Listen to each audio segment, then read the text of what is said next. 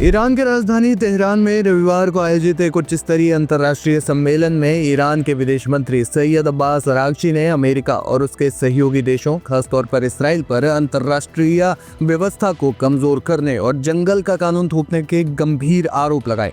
अंतर्राष्ट्रीय कानून पर हमला, आक्रामकता और आत्मरक्षा नाम के इस सम्मेलन में ईरान ने तमाम बातें कही। इस समिट को ईरान के विदेश मंत्रालय के राजनीतिक और अंतर्राष्ट्रीय अध्ययन संस्थान ने आयोजित किया था। यह सम्मेलन जून 2025 में इसराइल और ईरान के बीच हुई 12 डेज वॉर के बाद क्षेत्रीय तनाव और अंतर्राष्ट्रीय कानून की स्थिति पर केंद्रित था। सम्मेलन में 20 से ज्यादा देशों के राजनयिक, कानूनी विशेषज्ञ और थिंक टैंक प्रतिनिधि शामिल हुए थे, जिसमें वैश्विक दक्षिण के कई देशों के प्रतिनिधि पहुंचे थे। अरागची ने अपने लगभग 45 मिनट के मुख्य भाषण में अंतर्राष्ट्रीय कानून के शरण को वैश्विक संकट करार दिया। उन्होंने कहा, अमेरिका और उसके सहयोगी नियम आधारित व्यवस्था का नारा देते हैं, लेकिन वास्तव में वे बल आधारित व्यवस्था थोपना चाहते हैं। ये जंगल का कानून है जहां कमजोर का शिकार होता है। संयुक्त राष्ट्र की 80वीं वर्षगांठ पर हमें कानून का उत्सव मनाना चाहिए था, लेकिन आज कानून ही हमले का शिकार है।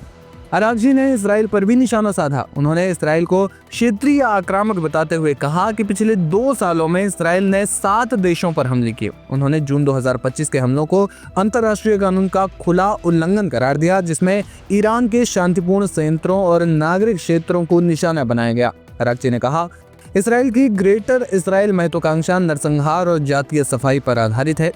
जून के हमलों में सैकड़ों ईरानी नागरिक मारे गए, लेकिन ईरान ने संयुक्त राष्ट्र चार्टर के अनुच्छेद 51 के तहत आत्मरक्षा का अधिकार इस्तेमाल किया। हमारी प्रतिक्रिया आवश्यकता, समानुपातिकता और सैन्य नागरिक भेद के सिद्धांतों पर आधारित थी।